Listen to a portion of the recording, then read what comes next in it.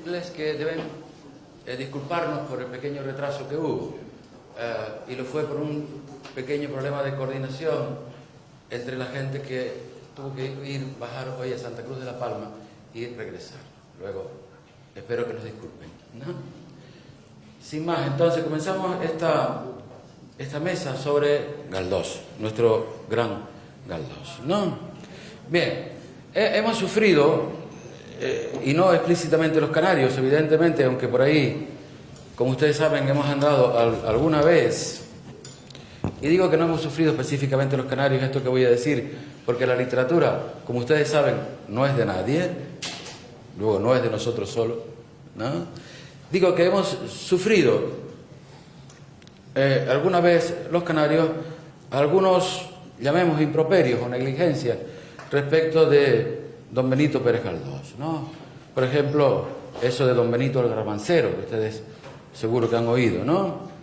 Que como ustedes saben es una cosa que no mira a la cosa en sí, así lo que don Benito es como escritor, al que todos reconocemos, sino que mira más bien a la condición, digamos, colonial, ¿no? Y nos situamos en el esplendor de don Benito para contestar al hecho de que, es otro ejemplo, no haya sido, por ejemplo, no le fuera otorgado, por ejemplo, el premio Nobel, como por cierto no le ha sido otorgado a Cormac McCarthy y sí al gran poeta Bob Dylan, por ejemplo, ¿no? Pero de esas historias no vamos a hablar esta tarde, vamos a hablar sobre una figura que da sentido, y no solo en España, a la literatura de su tiempo, ¿no? Así que don Benito María de los Dolores Pérez y Galdós, que así se llamó, ¿verdad, Yolanda? Fue muchas cosas, ¿no? Por ejemplo, fue krausista, y eso gracias a la amistad con don Francisco Giner de los Ríos, ¿no?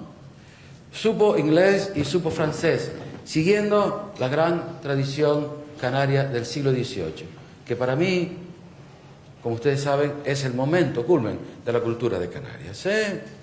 Es el momento en el que se reúne la tertulia de Nava en la Laguna, pero que da la estampa los Iriarte, por ejemplo, que traducían del latín al francés, al inglés, a Clavijo Fajardo, que crea la gran primer revista moderna de España y una de las más grandes de Europa, que es El Pensador, siguiendo lo que ocurría con el pensamiento europeo, fundamentalmente con el pensamiento inglés. Y es también el tiempo de Vieri Clavijo, del gran historiador Vieri Clavijo, que crea la primera historia particular, regional, de la historia de la humanidad, y hace una historia excepcional, ¿no? Bien, esto es importante considerarlo, ¿no? Primero por varias cuestiones, entre otras cosas porque lo que ocurre en el siglo XVIII es la pura vanguardia europea, ¿no? Ellos están montados en la vanguardia más absoluta, ¿no?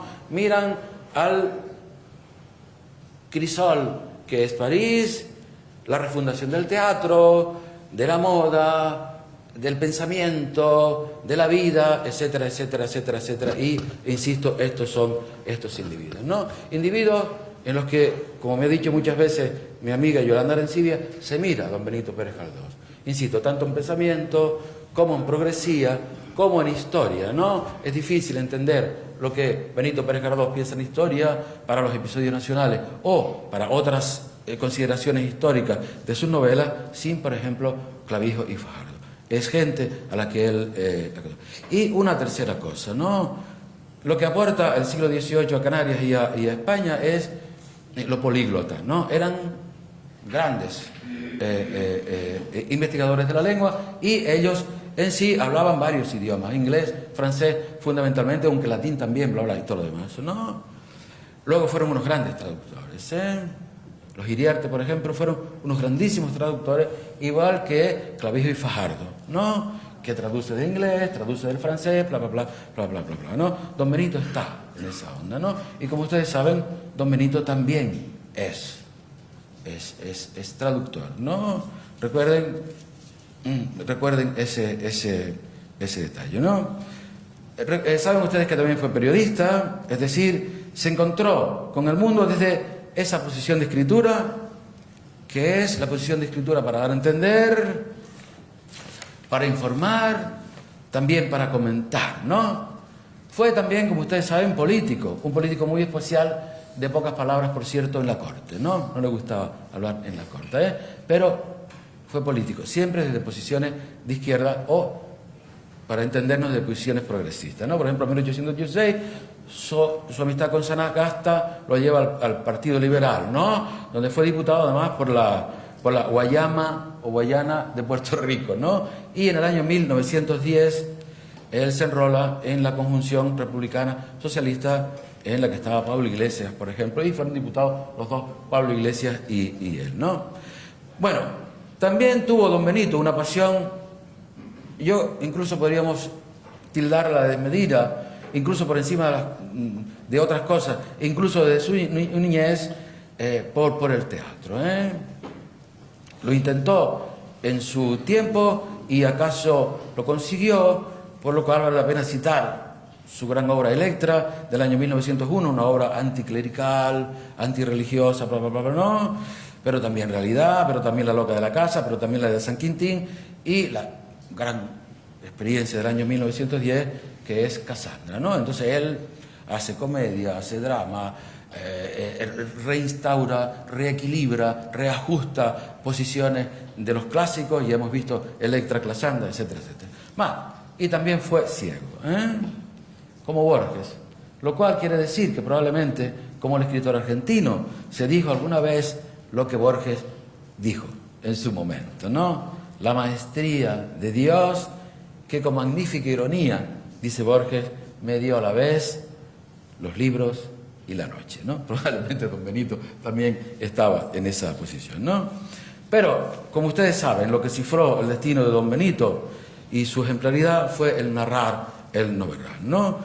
Eso ocurrió entrado ya al siglo XIX con el romanticismo, ese movimiento tan fundamental para Occidente, y si no, miremos a Alemania, y recuerden la fecha, 1800-1850, y don Benito nació en el año 1843, digo, con el romanticismo ya finiquitado, pero con el romanticismo en lo que significa para el nuevo pensamiento europeo, etcétera, etcétera, ¿no? Recuerden que su primera entrada como novela publicada fue en el 1870, ¿no? Luego, frente al romanticismo, fue, y eso es lo que encumbra a don Benito, un ente supremo, ¿no? Como escritor que introduce nuevas perspectivas y proclamaciones en la escritura, ¿no? Y subrayo el término escritura, porque eso es lo que yo creo que es lo interesante, ¿no? Tal cosa en torno a lo que algunos nombran realismo, que yo creo que debemos pensar bien y matizar bien si tuviéramos tiempo para ello, y también, cosa que a mí me parece fundamental, lo que llamaríamos las señales psicológicas o caracteriológicas de los personajes, y ello en connivencia con uno de los más grandes narradores que han existido en el mundo, que es el ruso Dostoyevsky. Recuerden las fechas, 1821, 1881 de Dostoyevsky, con lo cual al final de la obra de Dostoyevsky estaba don Benito Pérez Galdós, ¿no? De manera que cabría preguntarnos época en torno a don Benito, pero qué época o época en qué sentido, ¿no? Lo cual nos lleva a decir que don Benito, como todos sabemos, nació y se crió en las Palmas de Gran Canaria, ¿no? Pero cambió su estancia, su sentido, su pluma, al instalarse en Madrid en el año 1862 con 19 años, ¿no? Lo que nos sorprende al leerlo es, de manera inusitada, cómo pudo deconstruir la información de sus ojos por una nueva información que es Madrid, que para mí es una de las grandes cuestiones que don Benito nos presenta, ¿no? Y lo digo, insisto, por las descripciones de los espacios de Madrid, que ustedes pueden encontrar, por ejemplo, al principio de Tristana, que podemos encontrar en Misericordia, que podemos encontrar en Fortunata y Jacinta, y un etcétera, etcétera, etcétera, etcétera largo, ¿no? ¿Qué ocurre? Cabría preguntarnos al respecto, ¿no? Pongamos que don Benito necesitaba Madrid para asentar su futuro, en este caso en principio como abogado, cosa que finalmente a él no le interesó nada, pero en principio como abogado, ¿no? Y que más tarde, incluso más reducitivamente, necesitaba Madrid para ser reconocido como un grande escritor, como ocurrió con otros escritores canarios, por ejemplo, con Alonso Quesada, que también lo intentó, ¿no? Ahora bien, difícil es aceptar, yo creo, sin más, esa entrada manifiesta, ¿no? Aunque es cierta, evidentemente, ¿no? Lo que hemos de solucionar creo yo, como ocurre con los grandes escritores que conocemos, por ejemplo, Lima y Vargas Llosa, por ejemplo, o Buenos Aires y Roberto Al, por ejemplo, lo que tenemos que solucionar es qué ocurre en lo escrito, ¿no? De manera que sitúo el asunto, ¿no? En Don Benito, como ocurre con los grandes fotógrafos que conocemos, desde Roberto Capa, por ejemplo, a Man Ray o Sebastián Salgado, ¿no? Lo que transmite es eso que llamamos la calidad de la mirada, ¿no? Pero aquí, la calidad de la mirada no resulta en imagen, como ocurre en el cine, y don Manuel Gutiérrez Aragón nos podría hablar de ello, ¿no? Sino en letra, ¿no? Y eso es lo que yo creo que es lo que faculta una operación memorable, extraordinaria, excepcional en don Benito Pérez Galdós, ¿no? De manera que detrás de ese registro Galdós contaba con lo que cuentan los grandes narradores de este mundo, desde Cervantes a Vargas Llosa, por citar de nuevo al escritor peruano que nos acompaña estos días, ¿no? La cabeza dotada para el oficio, ¿no? Lo que decía ayer don Mario, no la inteligencia, ¿no? Y la intelectualidad, como decía don Mario ayer, ¿no? La razón, la responsabilidad o la mirada atenta sobre el mundo, ¿no? De donde resulta un hombre singular que asume la conciencia de su tiempo, lo que su tiempo es, y habría de proponer a la humanidad, ¿no? A la conformidad crucial, incluso progresista, de eso que, cito a Spinoza, se llama democracia en el moderno, democracia que resulta después de Spinoza, Revolución Francesa y todo lo demás, ¿verdad? Insisto, el valor supremo de la libertad, la función dialéctica de los individuos y de las individuas, etcétera, etcétera. Sin eso no se vería posible historias que pesan en el mundo, ¿no? De ahí que, como veremos después, hay autores como el gran Luis Buñuel que atienden a esa iniciativa escrita y que rastrean en ella para darnos a entender su cine, ¿no? En fin, para terminar, hablamos de un hombre que escribió: nuestra imaginación es la que ve y no nuestros ojos, dijo, ¿no? Está en Misericordia, en el capítulo 15, que se llama Los Tres, y dice exactamente: tienes razón, primo, que era ciego, y dice la frase. Pero yo me quedo con la frase, ¿no? Que yo creo que sentencia lo sustancial de don Benito, ¿no? Nuestra imaginación es la que ve, nuestra imaginación es la que crea, es la que faculta, es la que funda, y no nuestros ojos, ¿no? Por lo cual nosotros podemos entrar a ver y a comprobar resultados, ¿no? Cito cuatro, por ejemplo, que pueden ser muchísimos más: Tormento, Tristana, Nazarín, Fortunata y Jacinta, etcétera, etcétera, etcétera, etcétera, etcétera, etcétera, ¿no? Vale, bien. Nos acompañan en la mesa doña Yolanda Arencibia, a la que cabe destacar porque ha publicado la obra completa de don Benito Pérez Galdós en 24 tomos, pero yo quiero resaltar también otra cosa de doña Yolanda Arencibia, Ella también se ha ocupado del particular, del singular, del humano, del concreto, ¿no? Don Benito Pérez Galdós, fundamentalmente haciendo una cosa muy interesante, que es rastreando, buscando, dando a entender, dando a conocer las cartas de don Benito Pérez Galdós, que son excepcionales, para crear la vida y el pensamiento, incluso la escritura, el desarrollo de la escritura de don Benito, ¿no? Todo eso va a dar como resultado, dentro de muy poco, una biografía sobre don Benito Pérez Galdós, de la que doña Yolanda Arencibia tiene ya concluidos 7 capítulos de 10, si no recuerdo mal, ¿no? 10. 18 de 20. No, dice 18 de 20. Claro, me da mal la información y después... Bueno, también está con nosotros Fátima Martín, es novelista. Citamos una novela, El ángulo de la bruma, que tiene una sutil inspiración galdosiana, ¿no? Está con nosotros también don José Esteban, es un galdosiano convencido, un canario cuasi de adopción, del que podemos citar algunos libros, ¿no? Como por ejemplo La cocina de Galdós, Galdós y La Mancha, Guadalajara es igual 2, etcétera, etcétera, ¿no? Está con nosotros también Santiago Gil,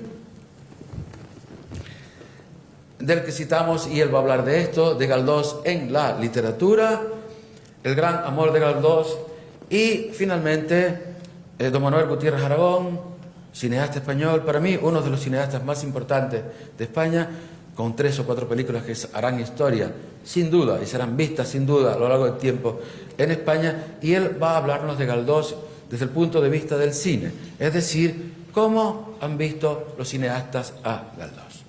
Bueno, el modo de proceder entonces sería que cada uno de los ponentes ocupe un tiempo prudencial entre 5 y 10 minutos, ¿verdad? Luego tomamos nota de lo que has dicho y después cada uno de ellos puede añadir o contradecir al resto, ¿no? ¿Vale? Bueno, así que comenzamos. El señor Gil. Bueno, buenas tardes. Estar en La Palma, estar en casa, estar en la literatura, en la fiesta de la literatura. ¿Se escucha bien? No. ¿Se escucha ahora? ¿Ahora? Me he mojado. Yo te oigo. ¿Ahora? Vamos a hablar con este. Decía que estar en La Palma es estar en la fiesta de la literatura. Y la literatura en Canarias para mí, por encima de todo, es Benito Pérez Galdós. Voy a hablar de Benito Pérez Galdós, no de don Benito. Porque hubo un día en que don Benito era Benito, como don Juancho Don Marcelo, don Jonathan Allen, don Juan Carlos Chirino, doña Esther Benaján. No tenían el don o la doña delante. Era un soñador que quería ser escritor. Y alguien que soñó con ser escritora, con literatura hasta el último día de su vida. Anoche Juancho, en la intervención con Vargas Llosa, decía, ¿este señor qué quiere? ¿Otro Nobel? Lo tiene todo y sigue escribiendo y se levanta a las 6 de la mañana y no hay quien lo saque de su casa. Escritores de raza, escritores que marcan un hito, escritores que clavan su espada en el tiempo para siempre y son eternos. Son pocos, pero son, que diría César Vallejo. Galdós es uno de ellos. Yo un día, hace varios años, que abordé a Yolanda Arencibia, que está aquí a mi lado, más como periodista que como escritor. Acababa de leer, recuerdo, Diario de Invierno de Paul Auster, y en Diario de Invierno Paul Auster planteaba que todo escritor cubre una herida. Entonces yo, según termina el libro, llamo a Yolanda. Y digo, Yolanda, cuéntame la herida de Galdós. Bueno, está esto, está lo otro, está esto, está lo otro. Digo, no, la herida. La herida. Y empezamos a andar para adelante y para atrás hasta que sale el nombre de Sisita. Y yo entendí, a partir de saber quién era Sisita, entendí que esa podía ser la herida de Galdós, o el principio de la herida de Galdós. Porque luego esa herida se va convirtiendo en otras heridas, pero hay una herida inicial que uno cauteriza, que uno exorciza, que uno cura con la literatura y que hace que escribas hasta el final. Y que quien no entienda eso no entiende por qué alguien deja su vida por y para la literatura. Porque Galdós, como Vargas Llosa, evidentemente no le dieron el Nobel. Y a Vargas Llosa, si no se muere, creo que se llamaba Ludwig, en Estocolmo, también hubiera muerto sin Nobel. La mediocridad y la malandanza anda alrededor del mundo literario, que no de la literatura. Él siguió escribiendo. No dieron el Nobel, pero dejó obra. Allá aquellos que no lo dieron el Nobel, ¿no? Siempre nos queda hacer esquemor. Allá los que se lo dieron a un tal Echegaray, ¿no? En ese proceso, cuando Yolanda me habla de Sisita, yo empiezo a interpretar a Galdós de escritor a escritor, no como académico, no como estudioso, de escritor a escritor.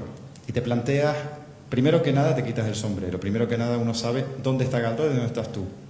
Como sabes dónde está Vargas Llosa y dónde estás tú. Creo que eso es muy claro y eso es algo que no se tiene en cuenta por aquellos que escriben y no leen. No leen, no han leído y además no quieren leer, por lo tanto no tienen dimensiones, y si no hay dimensiones, no hay literatura. La dimensión de Galdós es una dimensión, es un pie de rey que todo escritor debe tener en cuenta para saber dónde está. Esta mañana íbamos hablando, Yolanda Arencibia, Fernando Aramburu, el escritor que más vende en este momento en España, el escritor de moda, un escritor de raza también. Yo ya hace poco a Fernando Aramburu en un Twitter defendía a Galdós y me dije, es que yo jugué con ese tweet justamente para ver si se leía Galdós, porque todo el mundo habla de Galdós y nadie lee a Galdós, o casi nadie lee a Galdós. Dice, pero es que Galdós tiene lectores, no los que... Y entonces planteábamos qué novela de Galdós elegiríamos.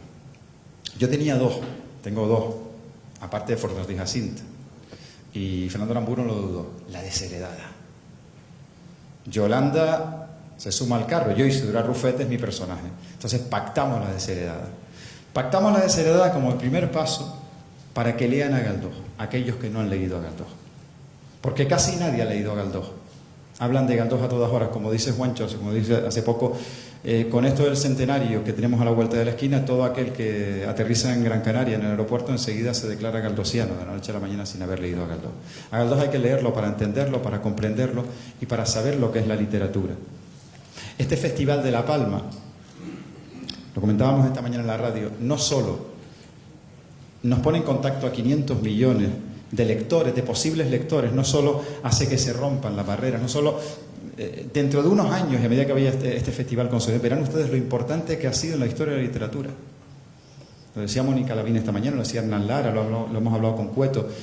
Habrá un antes y un después en ese paso, en ese cruce entre América y Canarias. En ese cruce entre América y Canarias no solo se está reivindicando la literatura que se hace en estos momentos. Hay un acto mañana de Félix Francisco Casanova. Hay un acto hoy de Benito Pérez Galdós. Reivindicamos la literatura de aquellos que estuvieron antes que nosotros y que escribieron en el silencio y en el vacío por encima de ese silencio, esa mediocridad insular que a Galdós le negaron el pan y la sal. Ese falso mito de se sacudía los zapatos, no escribía de Canarias, fue un mal canario, fue el canario más universal que ha habido. Y no ha habido ninguno por encima de Galdós. Canario universal. Como universal que fue, las mentes alicortas, las mentes que no admiten esa universalidad de un canario, que no es otra cosa, pues inmediatamente desde entonces le cortaron toda su dimensión, pero el tiempo está por encima de todo eso. El tiempo, como decía Borges, es el gran antólogo, ¿no? Por tanto, yo en mi intervención, aparte de reivindicar a Galdós, aparte de que entren en el juego de leer a Galdós para entender y conocer a Galdós, olvídense de lo que han escuchado hasta ahora de Galdós, olvídense de Don Benito. Entren en Benito Pérez Galdós, en el escritor que escribía 3 novelas al año. 3 novelas al año.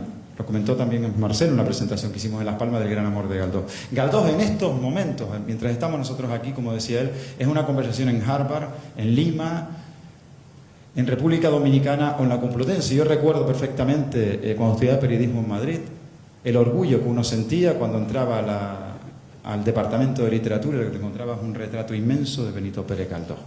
Mucho más allá de lo que te encuentras aquí. Tenemos el aniversario el 4 de enero. Está pasando por Canarias por encima de nosotros. Otra más que le estamos haciendo a Galdós. Seguirá siendo leído. Aquí no, aquí en La Palma sí hemos reivindicado a Galdós. Aquí estamos reivindicando hoy a Galdós. Y este festival también es una reivindicación a Galdós, porque seguimos hablando de literatura en Canarias a pesar de todas esas mediocridades y a pesar de todos esos que no han querido que crezca la hierba literaria en Canarias. Creo que eso... esto es un homenaje de alguna manera a Benito Pérez Galdós, este festival que estamos celebrando aquí, este esfuerzo de los responsables de los llanos, de La Palma, de toda Canarias, por poner la literatura en Canarias ahora mismo en el foco internacional. Porque hubo un escritor aquí que soñó fuerte, que soñó a lo grande y que lo consiguió. Porque por encima de todas esas historias, por encima de todos esos falsos mitos, por encima de todas esas mentiras, dejó obra. Ustedes están dejando en La Palma, habló esta Noelia en primera fila, la alcaldesa de Los Llanos.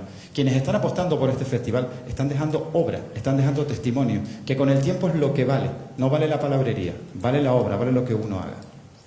Por tanto, yo en mi intervención lo único que pido o lo único que reivindico de Galdós es que lean a Galdós. Empiecen por la desheredada. Por ejemplo, es una buena entrada en Galdós. Yo siempre lo pacté hoy, y lo hablaba con Fernando Aramburu y con Yolanda, yo siempre he defendido la entrada en Galdós por Doctor Centeno, que es la novela que a mí me gusta de Galdós porque rompe el concepto que se tiene de Galdós, porque yo identifico a Alejandro Miquis con el Galdós soñador, con ese Galdós que no era Don Benito, y también porque es la picaresca, es la tradición que viene desde Lazarillo, que sigue con el Buscón, que viene de Diego Torres Villarroel, la tradición de la literatura española.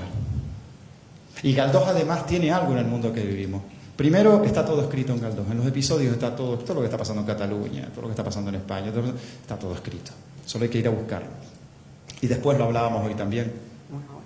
Esa novela es picaresca, pero Galdós es cervantino. Cervantino significa compasivo. Significa escribir poniéndote en el lugar del otro. Cuando te pones en el lugar del otro y escribes así, eres eterno y universal. Porque siempre somos el otro cuando leemos. Y esa es la grandeza de Galdós. Y a mí, estar hoy hablando aquí de Galdós en La Palma, me parece la mejor de las noticias de este festival. Porque estamos homenajeando a aquel que cuando todo era un páramo brillaba. Después seguimos hablando y dejo la palabra a mi contertulio.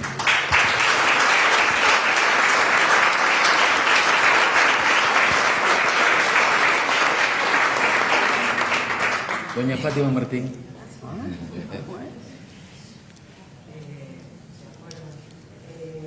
Quizá, bueno, de esto hemos estado hablando estos días. Para mí es una sorpresa estar en esta mesa de debate, un lujo, porque quizás soy la más novata como escritora de todo el festival. Solo tengo escrita una novela, La Mujer de la Bruma, que ha tenido la gran fortuna de ser galardonada con un premio Torrente Ballester. Pero no lo digo por vanidad, sino porque detrás de este premio está el asesoramiento de muchos escritores de cierta trayectoria formativa que he tenido en los últimos 8 años y que he hecho caso, he escuchado la voz sabia de escritores con mucha trascendencia, que podía citar tanto de las islas como fuera, y la gente tiene en cuenta. Y he tenido en cuenta una figura principal en mi familia, porque quizás yo lo que puedo aportar ante tanto conocimiento que me rodea es la parte vivencial, la actualidad que puede tener Galdós sobreviviendo al devenir de los siglos y de los años en la literatura. Yo conozco a Galdós por mi abuelo y me lo presentan con Trafalgar. Esta novela la había escrito con 14 años. Entonces, ya había cierta trayectoria, cierta costumbre y me divertía, sobre todo las que eran de aventura o yo asimilaba aventuras, ¿no? Hablo de una preadolescencia con veranos largos y aburridos, en la que este tipo de libros de mi abuelo me abrió un mundo alternativo. Creo que ahí es donde está la semilla de Galdós al cabo de décadas y que tenemos que transmitirnos unos a otros, no escritores a otros, sino a nuestros hijos, a las generaciones futuras. Nos tenemos que nutrir de esta fuente. Y tengo la sensación de que está siendo cada vez más remota. Se está silenciando sobre todo en las nuevas generaciones y parece ya que está recibiendo un paño de polvo que deberíamos quitar. Quizás en mi vivencia, yo recuerdo a mi abuelo con una biblioteca ocupada, toda una pared, era maestro de escuela, maestro rural en Tenerife, y recorrió toda la isla inculcando la literatura, que era su gran pasión. Galdós era vital en aquellas colecciones que recordamos, de Aguilar, de aquellos volúmenes de colores que para mí de la niñez que tenía, parecía un arcoíris, y la he hecho mía. En el ángulo de la bruma, lo que he tratado, sin darme cuenta, se me ha colado en otro proyecto, ni siquiera tenía previsto una novela histórica, está basada en un hecho histórico de Canarias, en la primera expedición de 1724, que llega a Tenerife y mide Teide por primera vez. Lo mide mal, no es un spoiler, no adelanto nada, porque no es el nudo de la novela, pero a raíz de eso sí que novela una serie de acontecimientos, no solo históricos. De Galdós, lo que más me atrae, que es lo que protagoniza esta conversación, es la cercanía de los hechos históricos, esa mirada que designa uno de la intrahistoria, de la historia minúscula, de cómo vivían personajes de forma casual o por el azar o por las circunstancias de guión y circunstancias de Ortega y Gasset, y se ven envueltos en determinados hechos históricos, no con una mirada de gesta, de gloria de lo que se estaba defendiendo, sino como cualquiera de nosotros podíamos vernos envueltos en esos hechos. Creo que esa es la gran actualidad de los si él viviera ahora, estaría hablando del cambio climático, de la migración, de los grandes problemas políticos de nuestro país y del mundo. Creo que esa visión es absolutamente actual. Mi visión es mirar su modelo, que es distinto, un proceso diferente. Él lo creaba por sí mismo. Tenía esa mirada, antes aludías a Francapa, a los fotógrafos, esa mirada de retrato. Realmente creo que era muy visual. Eso me llama también mucho la atención y he tratado de reproducirlo en la novela. Creo que esa mirada del personaje cotidiano que nos introduce en la pequeña historia cotidiana, con las costumbres, y tuve el gran atrevimiento de hacerlo sobre nuestra tierra, porque esta expedición recorre muchas islas, lo intentamos. Menciono el premio porque lo valoró el jurado como que ha reflejado, parece ser que de forma adecuada, la tradición literaria. Yo creo, la reivindico, no sé si lo lograré en mi futuro trabajo o lo he logrado, pero creo que la familia, que es lo que yo he vivido, aquella biblioteca era el muro de carga de aquella casa. No el muro de carga real, arquitectónico, sino aquella gran biblioteca de estantería. Creo que nutrió a mi familia y en distintas vertientes artísticas pues se van desvelando. Creo que en nuestros jóvenes y en nuestros niños ellos son referentes y actuales, nada perdido. Yo retrato mi novela como de aventuras incluso, y creo que esa visión Galdós, creo que psicológicamente nos sitúa como qué nos ocurriría si nos pasara aquello o esto. Depende de qué situación vivamos. Y esa es mi pequeña aportación en la mirada de Galdós, intentar revivirla y reivindicarla.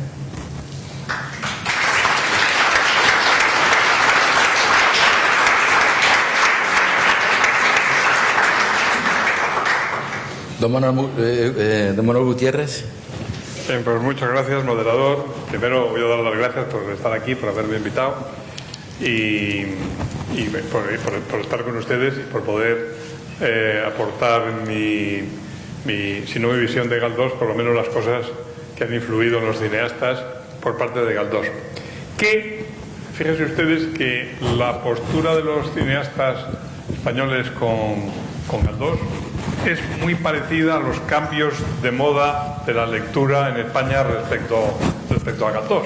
Es muy parecida, porque al fin y al cabo la ideología, lo que dicen los periódicos, los críticos, las modas, van cambiando y el cine es muy sensible a las modas.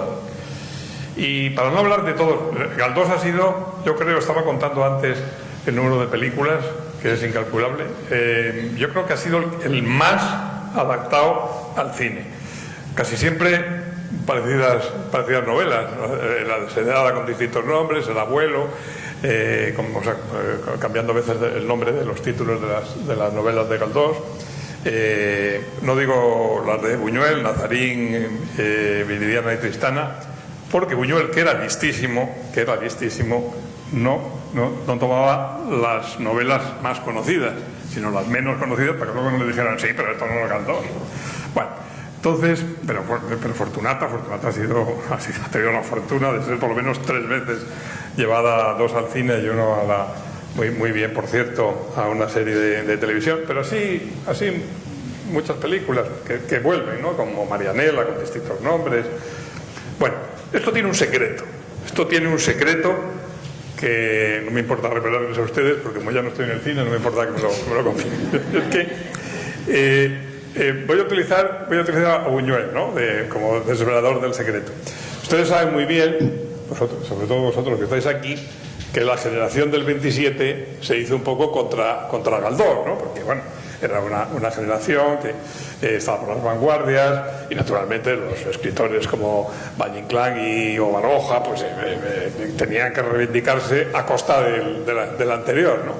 Del anterior, fíjense ustedes que eso es una cosa que, por si acaso no sale aquí, hay que decir, es que hay una cosa insoportable para otros escritores, insoportable, no que sean mejores o que sean peores, hay una cosa insoportable, y es que era un escritor de éxito, y eso no hay Dios que lo aguante, ¿no? De éxito de vender libros, y también de éxito popular entre muchas clases sociales. Yo que soy de Santander, entonces fíjense que el Marqués de Comillas, que era un hombre muy conservador, pero le gustaba mucho Galdós, igual que a Menéndez Pelayo, que aunque era de su contrario político, también le gustaba Galdós, y además decía que debían de dar el premio Nobel a él, y a Galdós, y no a él, que era el candidato de los conservadores.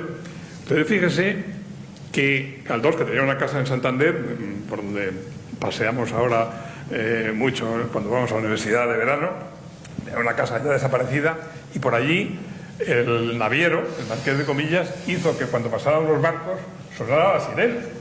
Entonces yo me imagino siempre a Galdós pasando por allí, de pronto pasaba un barco y era porque pasaban delante de la casa de Galdós. Eso es totalmente insoportable para cualquier creador que se acerque, ¿no? Entonces la posición de Buñuel, que pertenece absolutamente a la generación del 27, pues era como de sus compañeros del 27. No les gustaba el realismo garbancero, como se decía, de Galdós, y estaban por otro tipo de literatura. Pero fíjense ustedes la gran paradoja, ¿no?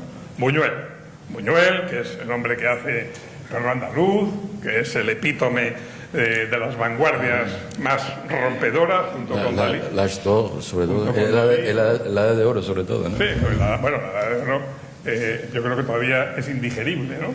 No, bueno, pues entonces, pues ese hombre, tan anti, que podría ser tan anti Galdós, vaya a hacer de las mejores películas que ha hecho él sobre obras de Galdós. ¿Cuándo descubrió Buñuel, cuando se cayó del caballo en su camino de Damasco? Pues ya cuando estaba fuera de España. Cuando estaba fuera de España, de pronto, está en prisiones de exiliado siempre. ¿Y ahora qué hago? Y quiero hacer una obra que quieras que no española, aunque se realiza en México y tal. Y utilizaba las obras de Galdós. O sea que tuvo que haber una guerra, ¿no? para que Buñuel, de pronto, cuando sintió su latir tradicional español, literario, cervantino, de realismo español de siempre, de la picaresca o de Cervantes, utilizó a Galdós. Podría haber utilizado a otro, porque todo el mundo estaría encantado, ¿no? Bueno, pues utilizó nada menos que en tres novelas, en unas versiones excelentes y libres en la forma, en el contenido muy galdosiano, ¿no? Porque eran muy anticlericales, republicanas, muy curiosas, con un extraño feminismo, antifeminismo, todo mezclado. Bueno, pues ahí tienen ustedes lo que es el cambio de toda una generación, del epítome de esa generación, como podía ser Buñuel, respecto a Galdós. Pasaron de negar a Galdós a utilizarle para hacer sus obras más personales, ¿no? O sea, que descubrieron que para ser ellos mismos pasaban por la literatura de Galdós. En el caso del cine, no solo de Buñuel, sino en el caso de muchos otros, ya les digo que Marianela, por ejemplo, se ha hecho muchísimas veces, por no decir Fortunata y tal, pues ahí está uno de los grandes secretos del cine. El cine, como saben ustedes, el cine es una especie de pirata, ¿no? Va cogiendo cosas de todas partes. Del Renacimiento cogió la perspectiva, de la radio cogió poner música a las historias que se contaban por la radio. Y para los primeros cineastas, el escritor que utilizaron de modelo era Dickens. las primeras obras mudas y luego sonoras, era el tipo de literatura de Dickens. ¿Por qué? Porque en el fondo de la literatura de Dickens, en el fondo de estas obras de Galdós, late el melodrama. Y el melodrama es algo popular y muy cinematográfico que está en el fondo de muchas de esas novelas, ¿no? Entonces el cine es muy pragmático. Puede tener mucho debate, pero al mismo tiempo quiere llegar a la gente. Entonces, el fondo melodramático de Fortunata o de Marianela o de El abuelo, que se ha llevado muchas veces al cine, es el melodrama. Y todo un director como Buñuel, que aparentemente tan antimelodrama, utilizaba en el fondo el melodrama, ¿no? Y seguramente eso es lo que, a través de los tiempos, las edades y los lectores que van cambiando de modas, al final renace Galdós, porque renace el melodrama. Pues eso es lo que quería que supieran ustedes. Muy bien.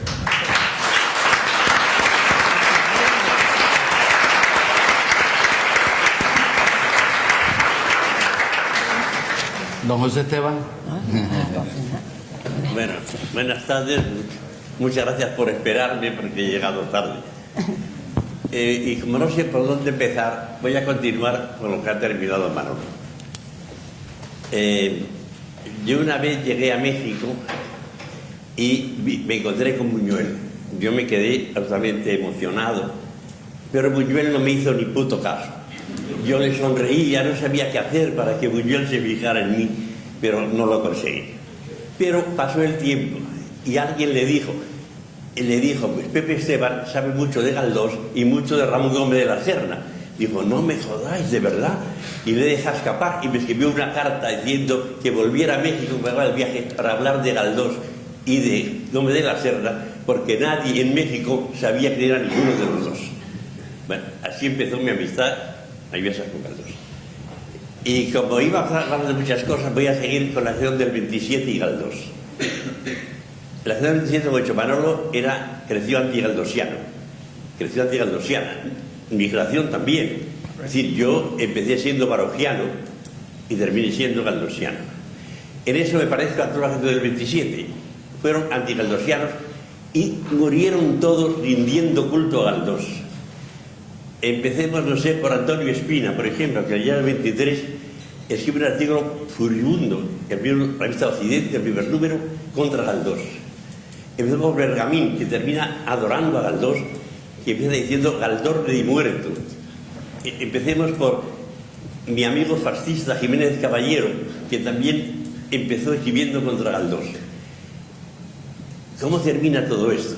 Termina que Cernuda le hace uno de los grandes homenajes que hace a un escritor cuando le cuenta a Galdós ya muerto, diciendo, España la quiero por ti, la amo por ti, tú me has enseñado la verdadera España, no la España que yo vivía, la tuya era la España real. Porque Galdós nos enseñó a ser españoles, igual que a Cernuda. Galdós, los episodios de Galdós son la esencia de España. Sin leerlos es imposible. Yo una vez al presidente Suárez le dije, que era amigo mío, le dije, Adolfo, esto no puede seguir así. A los alfabetos de nuestros representantes en las Cortes hay que saber darles de Galdós. Si no saben los presidentes nacionales, no pueden ser diputados españoles. Y me dijo, ¿qué razón llevas? Pero ¿cómo hacemos esto, Pepe? Bueno, sí, simplemente un decreto. Pero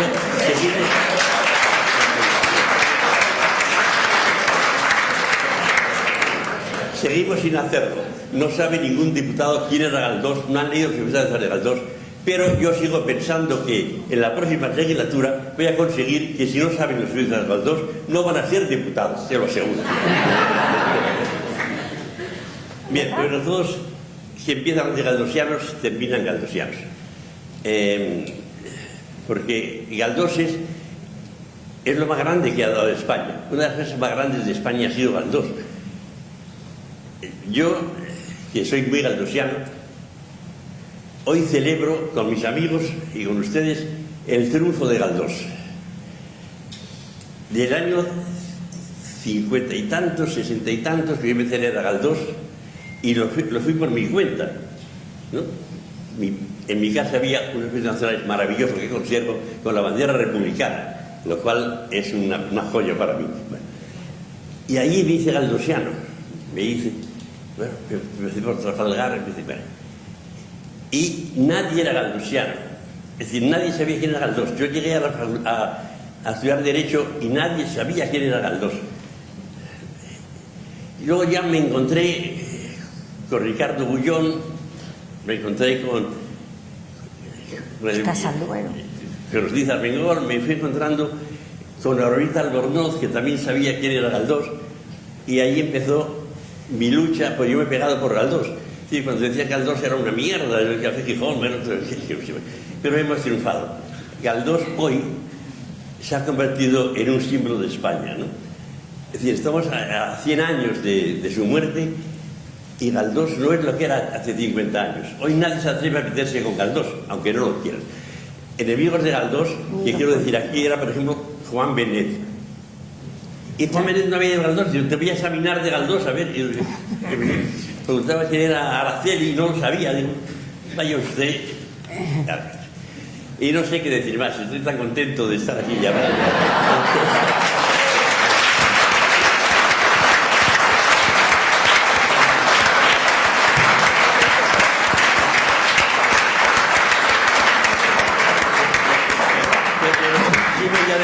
Sí voy a decir más. Voy a decir más. Cuando yo intenté escribir sobre Galdós, pues me di cuenta que Galdós era un mundo tan inmenso que había que partirlo. Yo no quería escribir la libertad en Galdós, no, yo busqué esas cosas que Galdós lleva a su lectura, lleva las pequeñas cosas de la vida, es decir, y llevó la cocina. La gastronomía española olvidada por tantos escritores españoles, Galdós la lleva a primera página. Y a Galdós le gustaba, como a mí y como a tantos españoles, nuestra cocina tradicional. Y escribió un libro que además había un imbécil, cuyo nombre no voy a acordarme, que escribió en la prensa que Galdós, que Balzac hablaba mucho de cocina y Galdós nada. Le dije, tú eres un analfabeto que no has leído Galdós. Las novelas de Galdós huelen a cocido, orgullosamente a cocido, y orgullosamente a garbanzos, ¿no? Y bueno, entonces escribí mi primer libro, La cocina en Galdós, que me sorprendió su éxito, porque yo pensaba que era para pequeñas, no, ha habido más ediciones y bueno, eso fue para mí maravilloso. Luego, pues cada vez me hacía más galdosiano. Luego escribí Galdós y la Mancha, pues la Mancha para Galdós es importantísima. Todas las cosas de Galdós, si los vemos bien, son o Quijotes o Sancho Panzas, todos, hasta los más complicados. Y luego, claro, yo soy de Sigüenza y resulta que Galdós habla mucho de Sigüenza, cosa que me emocionaba todavía mucho más. Y es más, ahí Galdós creo que se equivocó. En El Caballero Encantado, en la época de Galdós, pues al héroe que va a salvar a España y todo aquello, lo hacen hacer en Sigüenza. Y digo, ¿sería yo? No, pero no era. Bueno, muchas gracias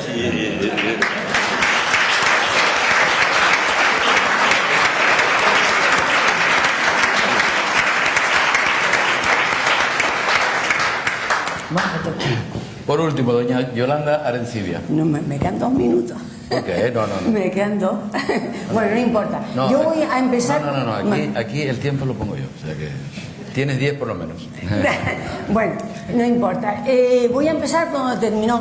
¿Cómo voy a hablar yo de Pepe Esteban, de Galdós, que yo creo que desde que nací lo conocía? Bueno, en fin, no, estoy exagerando. Pero lo queríamos muchísimo en la Casa Museo Pérez Galdós.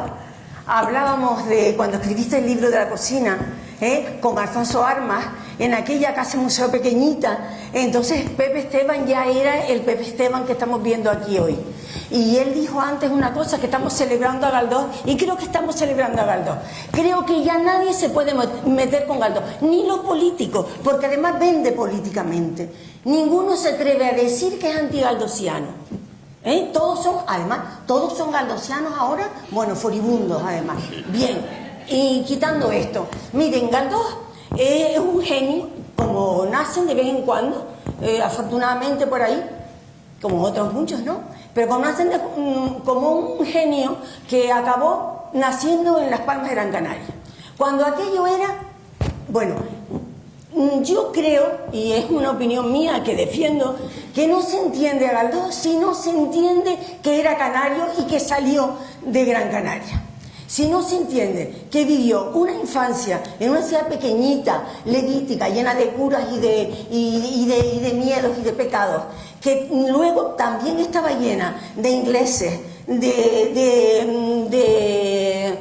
bueno, sobre todo de ingleses, de holandeses, sobre todo de franceses, de portugueses, que tenía una sociedad bastante muy abierta, que su familia, desde que él tenía 10 años, bueno, la emigración en Gran Canaria era normal, ¿no? Pero que su familia, desde que tenía 10 años, le trajo una familia hispanoamericana a vivir con ellos ahí, una familia cubana que vivió con ellos desde que este niño tenía 8 años. Que este niño se educó, tuvo mucha suerte de nacer en una ciudad que en aquel tiempo vivió su época de oro, porque fue un momento en que Gran Canaria se había creído siempre que era una isla importantísima, porque los reyes hicieron la Gran Canaria y tal, hasta que se dieron cuenta que la capital era Santa Cruz de Tenerife y que ellos se habían quedado detrás, y entonces algo había que hacer. Y entonces hubo un grupo muy importante de ciudadanos de aquel momento que se propusieron sacar esto adelante. Galdós se crió en ese ambiente de sacar esto adelante. Y que saber que nosotros nos tenemos que preparar nuestro futuro. Nadie nos lo prepara sino nosotros.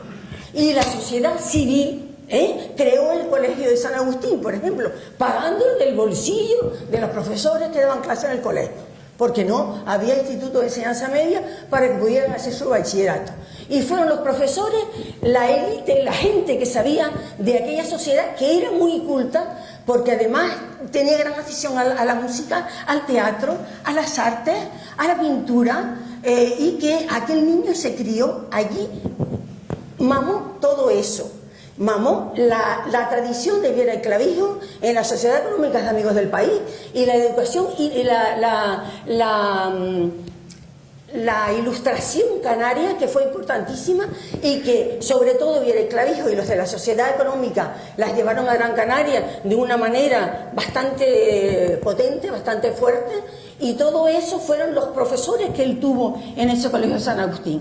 Cuando tuvo 18 años, tuvo la suerte, era una familia mediana, una familia de clase media acomodada, porque su padre era militar, pero tenían tierra y vivían mucho. Su padre era militar, pero siempre fue agricultor, es decir, ellos tenían tierra, y se vino a Madrid a estudiar. Bueno, él vendría encantado.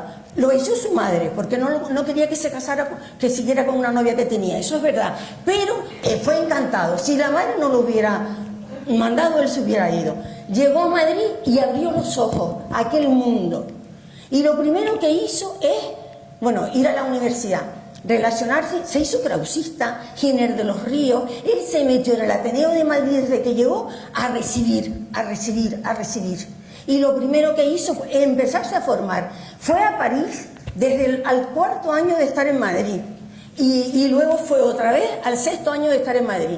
Cuando ya estuvo acomodado, viajó por toda Europa, cosa que no hizo ningún escritor español del 19, excepto don Juan Varela, que era diplomático y no sé qué. Clarín, Menéndez Pelayo eran españolísimos. Él era europeo, y él se fue desde Dinamarca hasta Rusia, hasta Italia, Alemania. Estuvo los veranos del 80, salió todos los veranos a viajar, desde Madrid o desde Santander. Y entonces esos ojos que ya tenía tan bien formados se le abrieron, de manera que ese es el Galdós que tenemos hoy, el que aprendió a que la historia es la que nos enseña qué ha sido nuestro pasado para ver nuestro futuro, que se lo enseñó Viera y Clavijo, que se lo enseñó Villares Torres, y que lo asimiló de tal manera que cuando llegó a Madrid hizo la historia de España.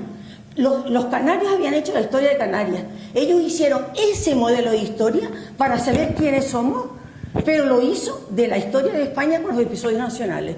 Y luego hice todo el gran mundo de novela, que no fue otra cosa que observar, mirar alrededor y decir, ¿qué necesitamos? Esto está mal, pues sobre esto está una novela. Aquí hay un problema, sobre esto hago una novela.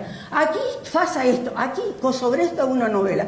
Y hizo un programa de regeneración profunda, desde una magia de escritura que tenía y además con humor, porque tenía la suerte de que escribía que la gente no aburría a la gente, sino entretenía, y entonces tuvo un éxito inmediato.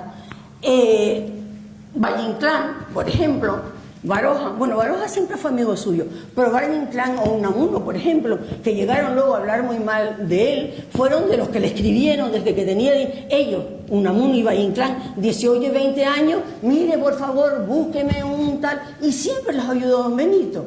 A Valle Inclán le buscó un puesto en una compañía de teatro, que además hicieron una obra para él nada más, porque don Ramón era don Ramón desde que era jovencito.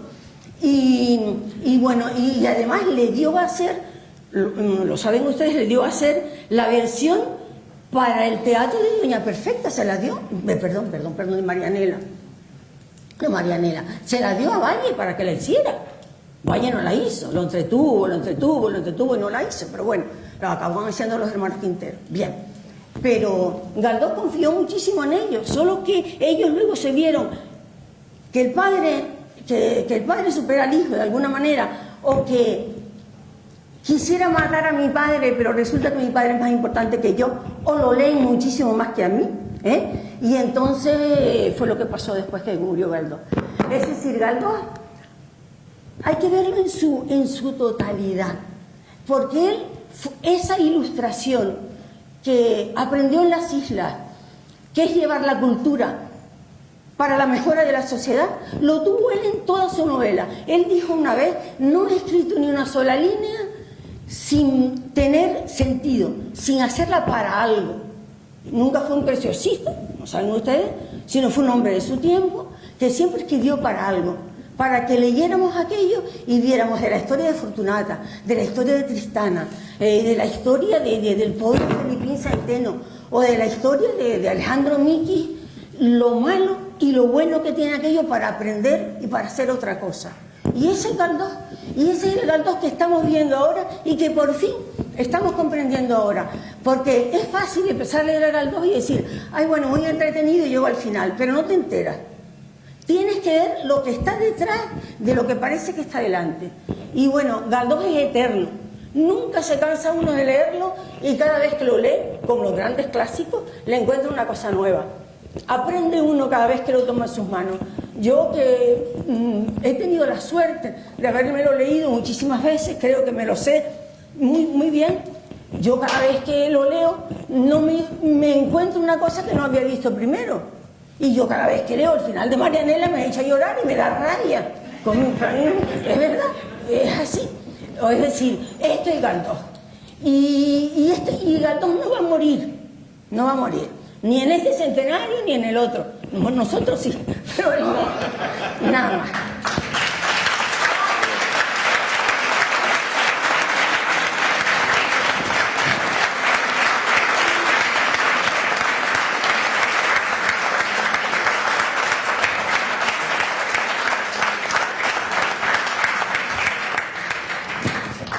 Bueno, resumo para, una vez terminado el resumen, los miembros de la mesa pueden intervenir. Esta vez no por mandato mío, sino porque pide cada uno la palabra. ¿Ok? Pero resumo. Primera cuestión, de escritor a escritor, ¿no? De manera que lo que planteó el primer interviniente en la mesa es Galdós en suma de escritura, o lo que es lo mismo, Galdós en lectura y lectura en tiempo, ¿no? Segunda cuestión, Galdós en lectura, que es Galdós en la actualidad. Por ejemplo, la cercanía de los hechos históricos contados por Galdós, de lo que habló nuestra compañera. Tercera cuestión. Galdós es el autor más adaptado al cine español, ¿no? El secreto, nos dijo don Manuel Gutiérrez, es el éxito. ponderaríamos si es relativo o no el asunto, ¿no? Y hablamos de la elección de Buñuel, ¿no? Con una contradicción que yo no sé si está estudiado, pero que es muy interesante y que cabría estudiar muy bien, ¿no? Buñuel es vanguardia absoluta, ¿eh? A Manuel Gutiérrez no le gusta demasiado la Edad de Oro, l'âge d'or, a mí me fascina, ¿no? Habló del perro andaluz, ¿no? Como decían los franceses, ni hay perro ni hay andaluz, decían los franceses, que es una auténtica pasada, pero Buñuel es todo, ¿eh?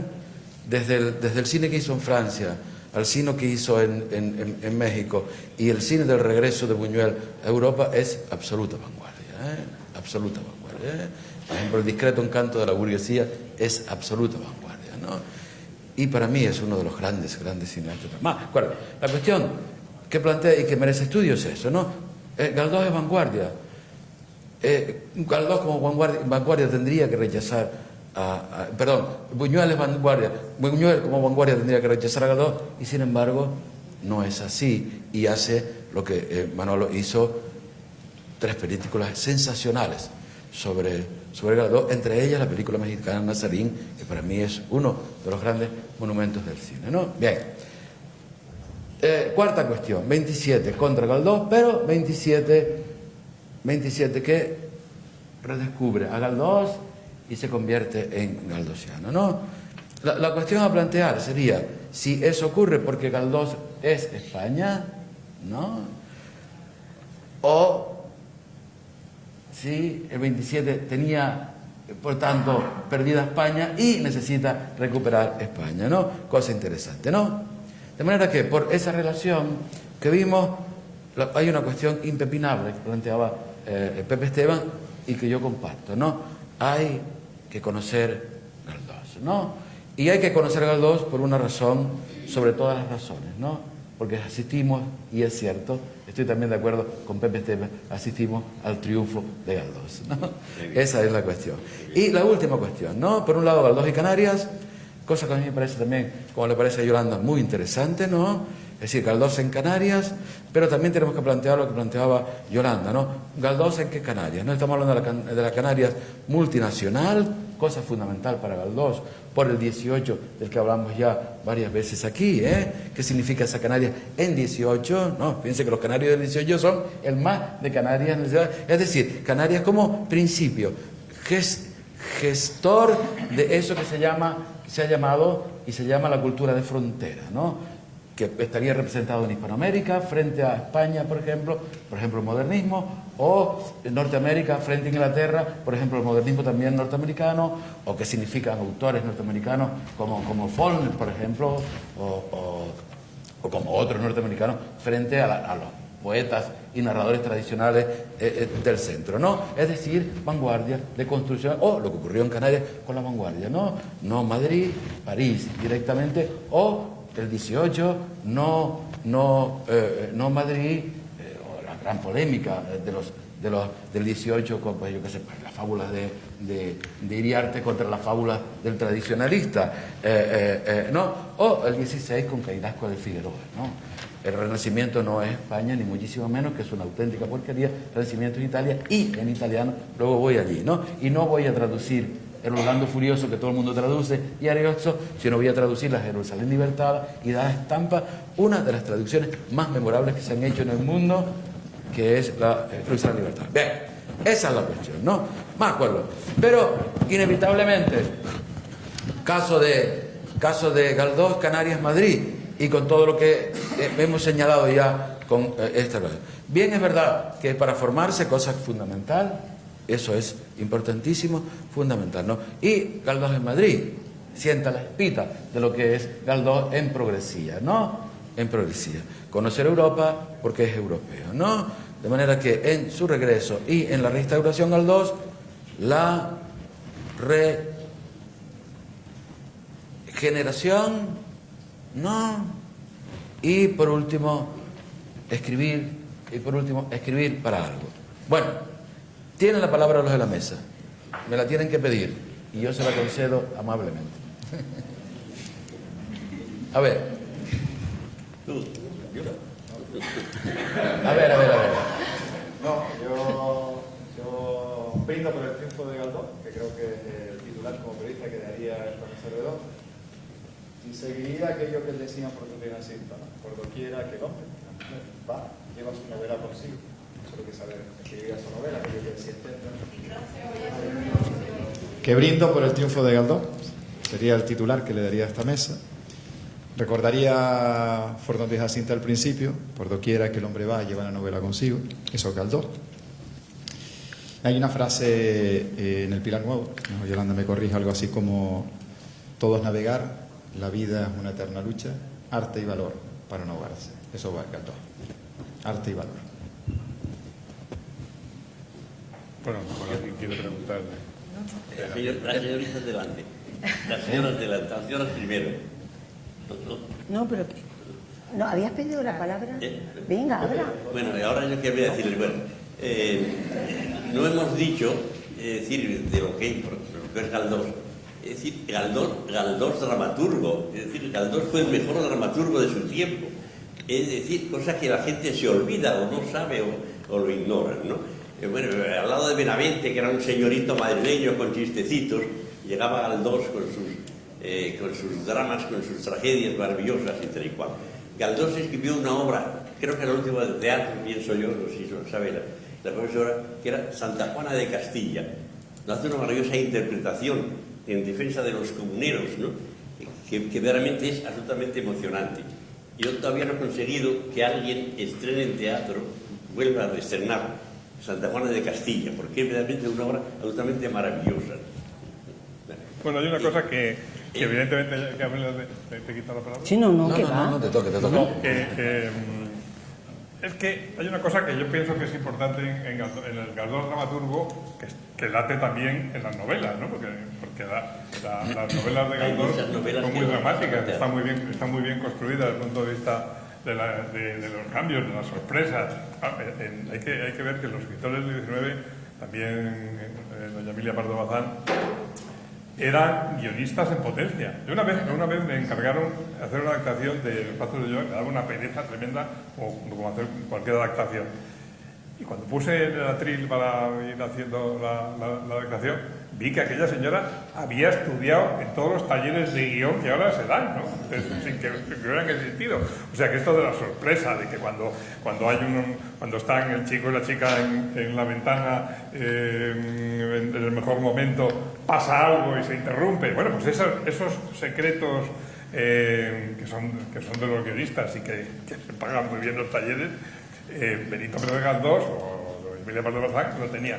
¿Y por qué el éxito? ¿Cuál es el éxito de Galdós en el cine? Es que no le daban vergüenza las emociones. Y en cambio a los del 27 le daban mucha vergüenza emocionarse. O sea, esta cosa de llorar o de sentirse apasionado por algo, le daba mucha vergüenza. Y a don Benito no le daba vergüenza. No le daba vergüenza. Entonces, esa esencia del melodrama, yo creo que es que eso es lo que atraviesa las edades, ¿no?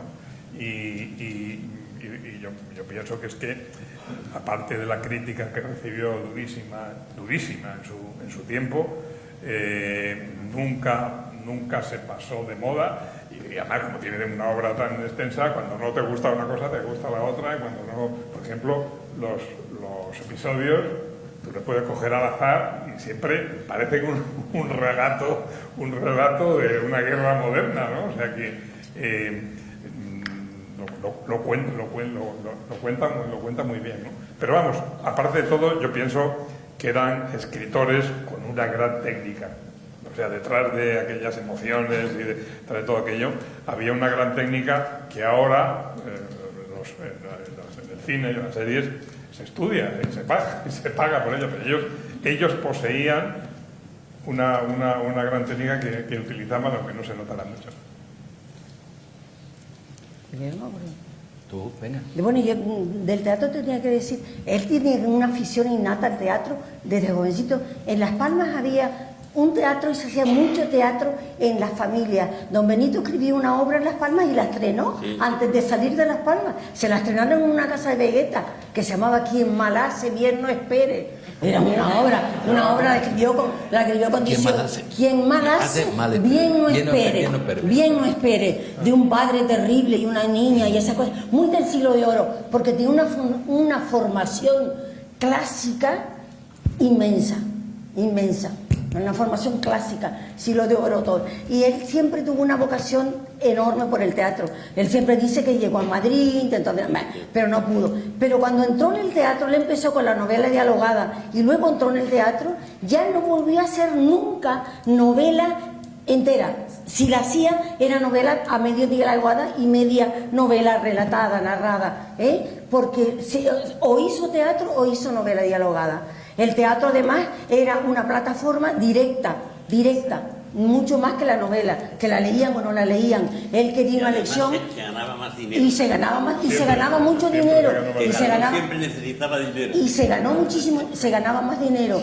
Y además él tenía el público directo, él se enfadaba muchísimo cuando tuvo algún fiasco importante y entonces arremetía. Alma y vida escribió cuando se atrevió después de Electra, que bueno, lo sacaron a hombros y tal, pero más políticamente que otra cosa, porque Electra, a lo mejor hay otras muchas mejores que Electra, obras me refiero, pero Electra lo sacaron en hombros, porque claro, aparecía ahí un individuo que quería llevarse una niña al convento, y entonces venía el bueno y triunfó el amor, en fin, maravilloso, ¿no? Después de eso escribió una obra, Alma y vida, basada en música, con un ritmo beethoveniano.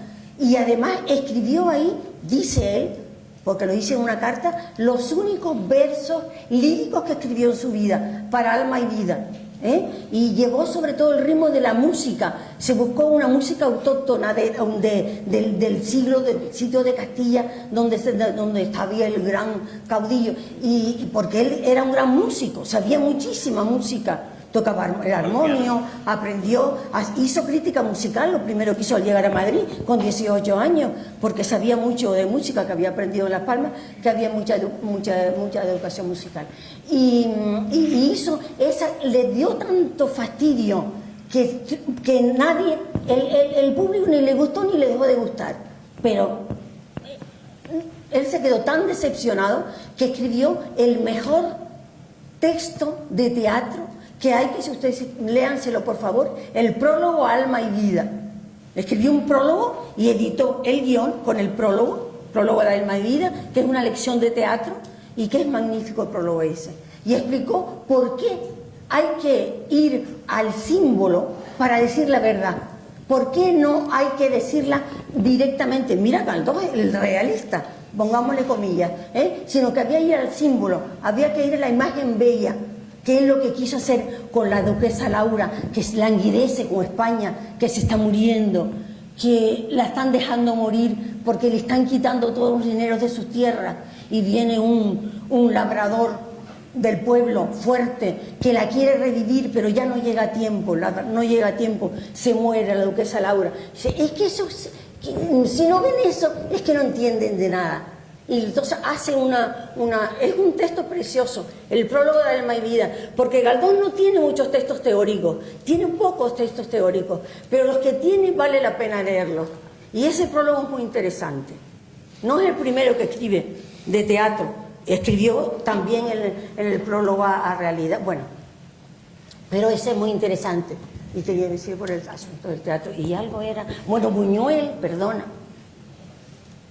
Tengo que decir, porque uno tiene una madre, tengo un hijo que está haciendo un trabajo, Galdós Buñuel, que él le llama Domingo Pérez Buñuel, y que está haciendo de ello una película. Bueno, es que es verdad, es que yo no lo he dicho porque me ha salido de mí, me dio el pie.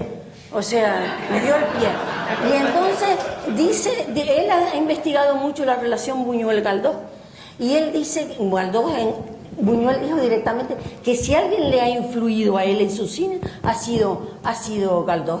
Y si vas a Calanda, El museo precioso, tú habrás ido a lo mejor, el museo precioso que tiene la casa de Buñuel en Calanda, pues verás las vitrinas y la cantidad de obras de Galdós subrayadas, no solo Tristana y no solo las obras que luego él hizo, ¿no?, sino muchísimas obras de Galdós con una gran devoción. Ahora, fíjate lo que es Buñuel, como tú has dicho, Manuel, lo que es Buñuel respecto a... Yo creo al respecto que hay una cuestión, y no sé si Manolo estará de acuerdo conmigo, que hay una cosa que Buñuel vio en Galdós, que es cómo se transmite la realidad en ficción, ¿no?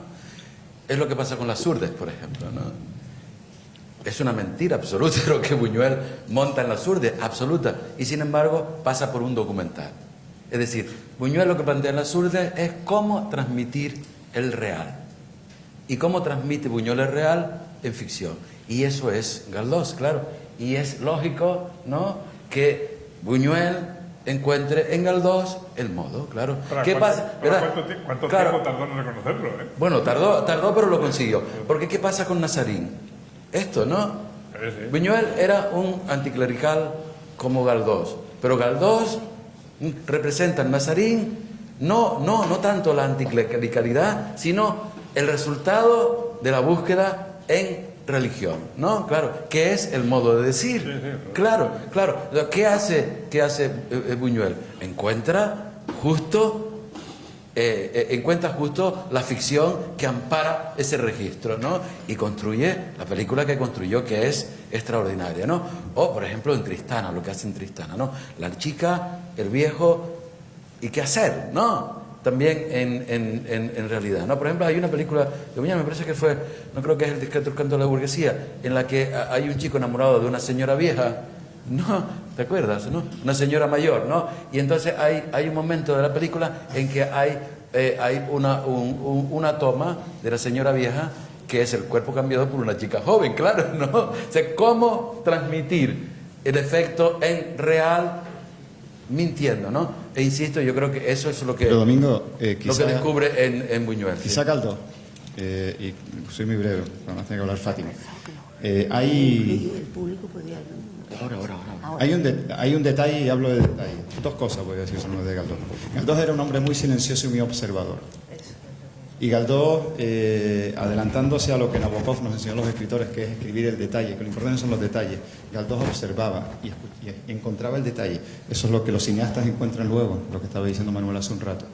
Y después Galdós tenía otra capacidad, otra virtud, que sabía escuchar.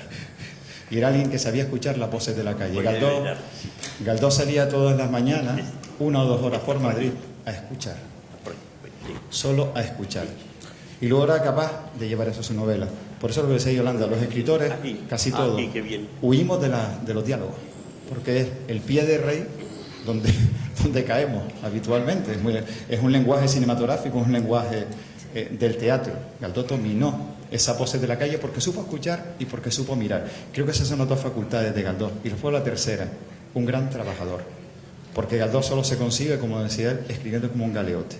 A partir de ahí se gesta una obra de arte, a partir de ahí se gesta el genio, que yo creo que no nace, se hace. Yo al respecto de todas formas también subrayo una cuestión que ya dijimos, ¿no? Para hacer lo que Galdós hace es necesario tener calidad en la mirada, ¿verdad, Manolo? Tú que eres cineasta, ¿no? O sea, ¿verdad? Sí, no, ¿verdad? Hombre, el realismo, hay muchas clases de realismo, no solo uno. Y evidentemente, como habéis señalado varios, él, sobre todo, lo que tenía era muy buen oído. Tenía un oído. También Cervantes tenía muy buen oído. Hay una prueba del 9 en eso. Hay muchas obras buenas de grandes escritores, de grandes novelas, que son muy difíciles de adaptar al cine, porque a veces los diálogos, que tienen sentido literario, sin embargo, aquello los actores no lo pueden decir. Bueno, cualquier diálogo de Galdós, tú lo pones en boca del actor y sale. Y aunque parezca milagroso y extraño, pasa lo mismo con Cervantes. Hombre, las construcciones son más largas y tal, pero cuando haces una adaptación de Cervantes te das cuenta hasta qué punto la noble materia que utiliza, por ejemplo, en los diálogos, lo puede decir el actor, la cadencia, las comas, los puntos. Eso es una prueba del 9 de tener un excelente oído, ¿no? Y luego, eso que habláis de las influencias las influencias más notables son las soterradas, las no reconocidas, ¿no? En muchos escritores y muchos cineastas, por ejemplo, el propio Buñuel, hay un Galdós más allá de Viridiana o de por qué, sus obras son muy galdosianas. En la propia Viridiana, claro, está Galdós. Misericordia. Es Misericordia. Es Misericordia, ¿no? O sea que esas influencias, a veces no reconocidas, porque Buñuel, todo hay que reconocerlo con recuerdo del maestro, a él no le gustaba nada poner que la obra, si os fijáis en los títulos de crédito de las películas que ha hecho sobre Galdós aparece muy pequeñito. Porque no le gustaba nada. Decían, no, pero esto es una versión muy libre, no, ahora no exageremos, ¿no? Bueno, pues cuando tú quieres ocultar una influencia, evidentemente es que la tienes muy potente. Muy potente, sí. Bueno, falta una cosa. Si alguien quiere decir algo desde el público. Se levantó el doctor Armas Marcelo, que quiere decir que... No, pero... Déjenme que interrumpa, por favor, les pido mil excusas. Déjenme que interrumpa este acto que va cada vez más arriba, como la buena cerveza, porque yo creo que debo hacer un pequeño acto de justicia. Miren, yo creo que solamente Yolanda y yo conocemos la intrahistoria, algunos de ustedes también, de cómo tuvo que sufrir Alfonso Armas Ayala para abrir la pequeña casita natal de Galdós en la calle Cano de Las Palmas de Gran Canaria, porque aquí se han dicho muchas cosas interesantes, fantásticas, pero yo voy a hacer dos homenajes. Esta memoria a Alfonso Armas Ayala, a quien amistosa, cortés y cariñosamente llamábamos el padre Las Casas, porque abrió en Las Palmas la casa León y Castillo, abrió en Las Palmas la casa Tomás Morales. Qué maravilla ser viejo y tener memoria, carajo. La casa Tomás Morales, la casa de Colón la abrieron entre... La casa León y Castillo. La León y Castillo. La de León y Castillo. Lo llamaban el padre Las Casas porque abría casas de la memoria perdida de los ilustrados de Gran Canaria. Convenció a un ladrón, que era presidente del Cabildo. Tú sabes que yo soy de lo más imprudente. Un magnífico ladrón. Un ladrón bueno, hay ladrones buenos y malos. Ladrón malo. Un ladrón bueno de que había que abrir la casa de Galdós. En Las Palmas estaba un alcalde, un obispo bueno, pero vasco, absolutamente loco, Fernando Sapiain, Pildain Sapiain, un vasco nacionalista a quien Franco mandó al destierro a Gran Canaria. Este tipo, que era un esquizofrénico brutal, era progresista en la política, republicano, muy republicano, y absolutamente reaccionario en todo lo que fuera del sexo. Y Galdós es muy sexual, es muy sensual. Y el día que fueron a abrir la casa de Galdós oficialmente, el ladrón bueno y todas las élites de Gran Canaria, condenó. Además, ese día se estrenaba en el cine Avellaneda Beldellur, número 4. No se podía ir a ver esa película. A quien comprara la entrada lo excomulgaba, recuérdenlo bien, lo excomulgaba. Y a quien fuera a la casa de Galdós también. Bien, esa es una historia épica que le ganamos a los retrógrados. Y yo quiero hacer el homenaje de memoria a Alfonso Armas Ayala. Pero denme un minuto más. Denme un minuto más. La mejor alumna de Alfonso Armas Ayala es Yolanda Arencibia. Desde chiquitita, Yolanda Arencibia es galdosiana. Yo me emociono mucho porque estas cosas cuestan mucho trabajo en esta tierra y en otras tierras. Y esta señora un día cantaba el peruano. ¿Cómo se llama el peruano? El tenor peruano, chicos. Flores. Cantaba Flores en el cine Cuyás, en lo que era el Cuyás. Diego Flores. Y esta era, sí, Juan Diego Flores, tú te vas a acordar. Y el presidente del Cabildo era José Manuel Soria. Oye, yo estoy contando cosas de historia que no se saben, que son necesarias que se sepan, porque tenemos mucha gente buena que trabaja y trabaja y trabaja por la memoria de Galdós, que olvídense ustedes, estos han sido buenos, aquí lo machacaron, porque Galdós es Galdós gracias a Canarias, que lo echó, y pese a Canarias, y han tenido que soportar el peso de Galdós. En fin, hay muchas historias, pero esta señora que es galdosiana se me acerca en el prólogo antes de empezar la audición de Flores, y se me acerca y me dice: te voy a pedir un favor, Juancho, tú eres muy amigo de José Manuel Soria, porque yo tengo el defecto de ser muy amigo de mis amigos toda la vida. Entonces te quiero pedir un favor. Estamos en un gran proyecto que es querer que el Cabildo reedite toda la obra de Pérez Galdós. Y yo me quedé mirando para esta señora y le dije: pero tú estás vuelto loca, tú no sabes dónde vive, ¿cómo vas a convencer a esa pila de locos de los consejeros del Cabildo, que la mitad son animales y la otra mitad tampoco? ¿Cómo vas a convencer a toda esa gente? Olvídate, yo no puedo hacerte, habla con Soria, convence a Soria. Empieza esta señora que está aquí, libro a libro, pum, pum, libro a libro, pum, y saca la obra completa reeditada. Está aquí, esta señora está aquí.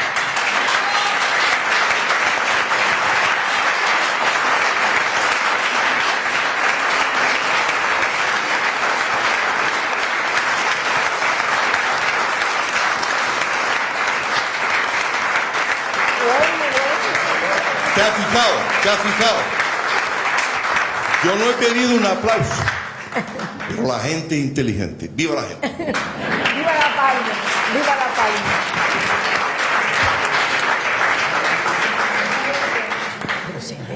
Bueno, JJ Gómez Marcelo acaba de citar una película de Buñuel extraordinaria que se llama Belle de Jour. La pregunta es, Belle de Jour y el realismo, ¿no? ¿Verdad? Ahí está más difícil. Ahí, no, difícil, ¿tú crees, Manolo? ¿Tú crees? Sigamos con ¿Tú crees?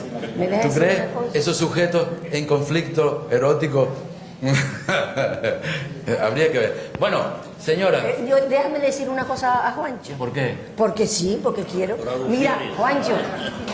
Qué pesada. Me encanta porque me encantan dos historias porque tienen su literatura. Su parte fictiva. Su parte bien y su parte mal. Y su parte inventadita, pero muy bien inventada. Gracias. Desde luego, Alfonso Armas es el alma de lo que es la Casa Museo Pérez Galdós y lo que fue.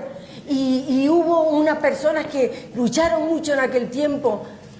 Bueno, ni la gente de hoy se acuerda de un señor que se llama Matías Vega, y que gracias a esos señores compraron todo lo que Galdós tenía en la Casa de Santander. La Casa Museo tuvo mucha suerte, porque cuando Galdós murió, en Santander era lo lógico que hiciera su Casa Museo en Santander, porque en su Casa de Santander tenía sus libros, sus manuscritos, sus papeles, sus muebles, su vida, y las letras, el pop y todas las letras, y los recibos sin pagar. Bien, pues entonces Santander tenía que haber hecho un museo de Galdós. Pero resulta que por estas cosas que pasan se deja pasar un poquito y luego hubo un problema político, en fin, llegó cuando la República, don Manuel Azaña, habló con el Ayuntamiento de Santander para hacer el gran museo Galdós en Santander. Pero resulta, don Manuel iba a veranear en Santander y quedaron en firmar el papel el verano. Y aquel fue el verano del 36, entonces ni se firmó el papel, ni se firmó nada. Cuando acabó la guerra, fueron a recordarle al Ayuntamiento de Santander aquel papel, y el Ayuntamiento Nuevo de Santander dice: un anticlerical, un impío, un antiespañol. Entonces la familia de Galdós tenía mucha falta de dinero en aquel tiempo. Todo el mundo en España tenía falta de dinero, menos 3 o 4, y entonces tuvo la suerte de que unas personas como Matías Vega y un grupo de políticos de aquella época dijeran: compramos todo lo que está dentro de la casa. Y así se hizo la Casa Museo Pérez Galdós. Se compró todo lo que estaba dentro de la casa de Santander. La casa luego la tiraron y la hicieron de otra manera, dejando algo.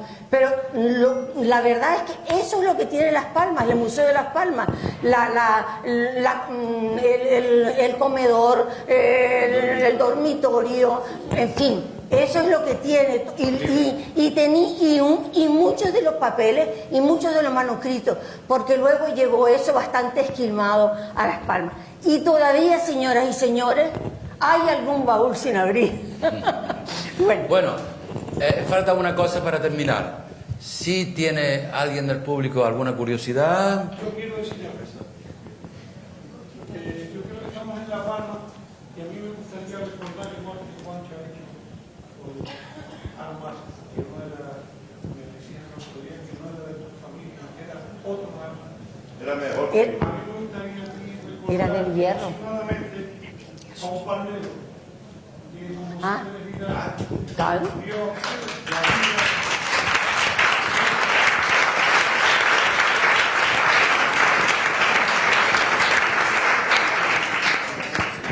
Era un ser absolutamente extraordinario. Hoy hablaba con Francisco Javier de ese tema. Don José hizo... Hablamos hoy, la visita por La Palma. Bueno, que también me ha encantado ese aplauso a don José Pérez Vidal. Don José estudió con una humildad increíble. Siguió, igual que Pepe Esteban, se leyó todo Pérez Galdós y fue encontrando rastros de Canarias en obras que trataban del mundo social de Madrid o de cualquier lugar de la península. Él tiene un libro maravilloso que es Canarias en Galdós, se lo recomiendo. Otro que es Galdós en Canarias, también se lo recomiendo. Y al final de su vida, todas estas obras publicadas por el Cabildo de Gran Canaria, que ha hecho algo maravilloso, que es publicar la obra de Pérez Vidal, que es Años de aprendizaje en Madrid, de Galdós. Les recomiendo la lectura de esos 3 libros, maravillosos, porque además los animan a leer a Galdós. Y quiero decir también que hay otro libro precioso, que es una joya, que es un libro de entrevistas que hizo Elsa López y Antonio Sea. Entrevistaron a don José a finales de los 80 y lo publicó el Cabildo de La Palma, que se titula José Pérez Vidal, entrevistas sobre su vida. Y ahí se ve que el espíritu galdosiano estaba presente en muchas generaciones de españoles, incluso en las de los componentes de la generación del 27. Había una pose antigaldosiana, pero en el fondo no eran antigaldosianos. Buñuel, léanse las memorias de Buñuel, Mi último suspiro, y ahí verán que Buñuel nunca fue antigaldosiano. Eso formaba parte de una pose de un juego, que eran pro máquina, el stadium y todas esas cosas, ¿no? Los símbolos del progreso, pero realmente ellos no tanto como Valle Inclán o Unamuno, que es verdad que eran furibundos, ¿no? Y nada más. Y dejemos que Fátima diga su palabra. Qué horror, qué responsabilidad. Dios mío. qué responsabilidad ante todo lo que hemos escuchado tan importante.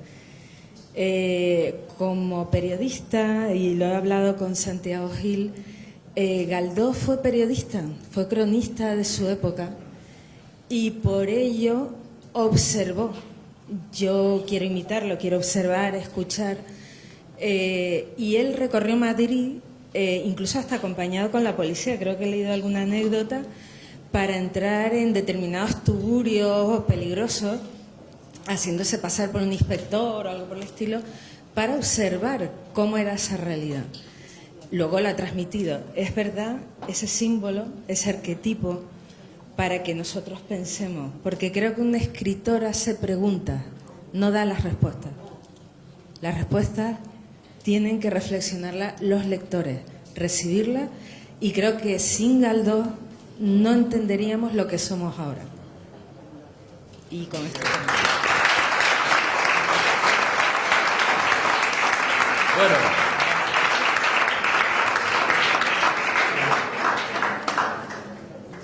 Dos cuestiones más. Dos cuestiones más, si hubiera lugar, desde el público. Chu. Usted, señora.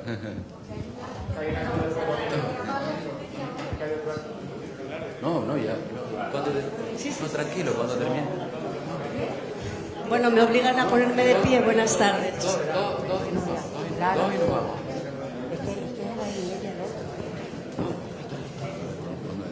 Buenas tardes. Antes de nada, bueno, me gustaría agradecer todo lo que he aprendido esta tarde aquí sobre Galdós. Para nada soy experta, desde luego, pero a mí me gustaría conectar un par de cosas, ya que tenemos aquí en la mesa la presencia, la suerte, ¿verdad?, de tener la presencia de un cineasta y tener la suerte también de haber leído recientemente una novela que a mí me parece que merece ser llevada al cine, y no sé de qué manera, ¿verdad? Pero una novela que narra cómo la primera expedición de científicos franceses vino por primera vez en el siglo XVIII a medir el Teide. Y me parece que es una novela que, además de tener cierta sensibilidad y cierta inspiración galdosiana también, que creo que por eso está aquí presente su autora, Fátima Martín Rodríguez. A mí me gustaría alguna vez, y no sé de qué manera, repito, ¿no?, conectar esa novela con llevarla al cine, porque creo que es un episodio canario y nacional que merece la pena cinematografiarla. Nada. Muchísimas gracias.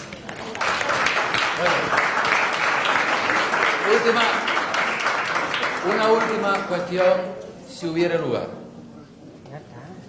No, es la hora. Nothing. Muchas gracias.